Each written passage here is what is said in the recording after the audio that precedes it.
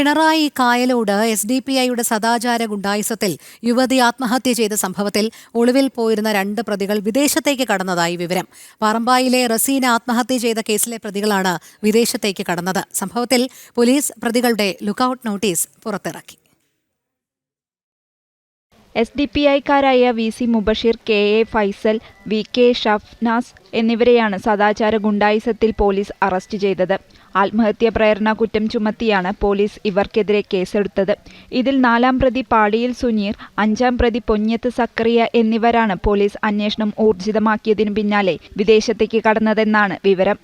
സംഭവത്തെ തുടർന്ന് പോലീസ് പ്രതികൾക്കെതിരെ ലുക്കൌട്ട് നോട്ടീസ് പുറത്തിറക്കി.